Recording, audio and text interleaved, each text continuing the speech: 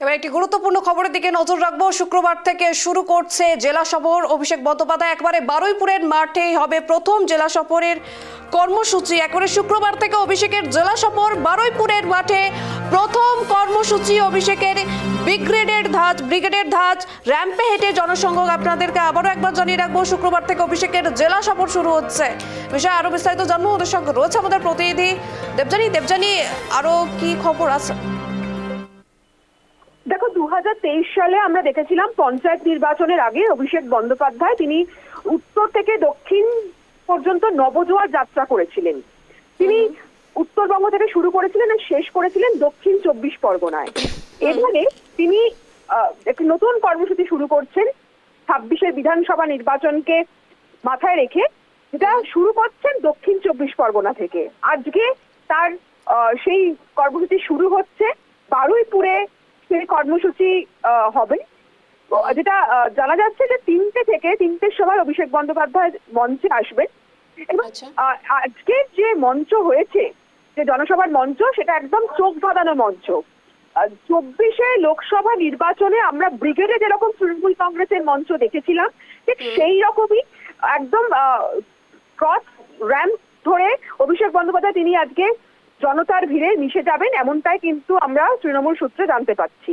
এবং যে মঞ্চ তৈরি হয়েছে, সেই মঞ্চের যে মূল মঞ্চ, সেটা 200 ফুট বাই 140 ফুটের সেখানে একটা র্যাম্প হয়েছে। সেখানে সেই র্যাম্পে ঘুরে ঘুরেই অভিষেক বন্দ্যোপাধ্যায় তিনি বক্তব্য রাখবেন। এবং জনপ্রতিনিধিরা তারা 3টে মঞ্চে ভাগ করে বসবেন। 31 জন বিধায়ক আজকে থাকবেন। এছাড়াও জেলা পরিষদের সদস্য, পঞ্চায়েত সমিতির সভাপতি এবং অন্যান্য যারা জনপ্রতিনিধি তারাও মঞ্চে থাকবেন। দুদিকে দুটো আলাদা পোডিয়াম রাখা হয়েছে এবং একটি জায়ান্ট স্ক্রিন রাখা হয়েছে, 40 ফুটের একটি জায়ান্ট স্ক্রিন, যে স্ক্রিনে মমতা বন্দ্যোপাধ্যায় এই 14.5 বছরের যে সরকারের যে কাজকর্ম, উন্নয়নের পাঁচালী, যেটা কিছুদিন আগেই প্রকাশিত হয়েছে, সেই কাজকর্ম, বিভিন্ন প্রকল্পের সাফল্য, সেগুলোকে তুলে ধরা হবে। আজকে যে সভা, সেই সভায় প্রায় 2 লক্ষ মানুষ আসতে পারে, এমনটাই তৃণমূল আশা করছে।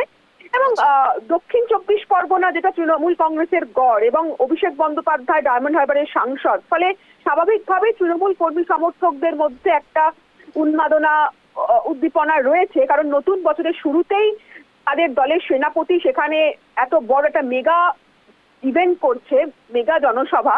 এবং এই তাদের দক্ষিণ 24 পরগনা থেকেই তিনি এই যে নতুন তাদের স্লোগান তৃণমূলের, যে যতই করো হামলা আবার জিতবে বাংলা, এই স্লোগানকে সামনে রেখেই তারা 1 মাস ব্যাপী তারা প্রচার করবে। গোটা রাজ্যে তৃণমূল কংগ্রেসের সর্বভারতীয় সাধারণ সম্পাদক অভিষেক বন্দ্যোপাধ্যায় গোটা রাজ্য চষে বেড়াবে। সেটা অবশ্যই দক্ষিণ 24 পরগনার তৃণমূল কর্মী সমর্থকদের অনেকটাই অক্সিজেন জুগিয়েছে। এবং সকাল থেকে আমরা দেখছি প্রচুর কর্মী সমর্থক তারা কিন্তু সভা মঞ্চে চলে এসেছে। আর দেবযানী, আরো কি কি কর্মসূচি থাকছে অভিষেক বন্দ্যোপাধ্যায়ের? আজকে তো মূলত একটাই কর্মসূচি রয়েছে, যেটা হচ্ছে তার একটা মেগা জনসভা তিনি করছেন। সেটা আজকে বারুইপুর থেকে তিনি শুরু করছেন। আর যেটা তোমাকে শুরুতেই বললাম, যে এই জনসভার মূল আকর্ষণ হচ্ছে মঞ্চ, যেটা 24-এ তিনি করেছিলেন ব্রিগেডে। 24-এ হয়তো সেখানে যাদেরকে প্রার্থী করেছিলেন, সেই প্রার্থীদের কে নিয়ে মমতা বন্দ্যোপাধ্যায় তিনি সেই মঞ্চে তিনি হেঁটেছিলেন, র্যাম্প করেছিলেন, এবং সেই র্যাম্পে হেঁটে প্রার্থীদের নাম ঘোষণা করা হয়েছিল। আজকে সেটা হবে না। আজকে গোটা মঞ্চ জুড়েই অভিষেক বন্দ্যোপাধ্যায় তিনি ঘুরে ঘুরে বক্তৃতা দেবেন, যেটা অত্যন্ত নজর কাড়া বলেই কিন্তু রাজনৈতিক মহল মনে করছে। বেশ, ধন্যবাদ দেবযানী।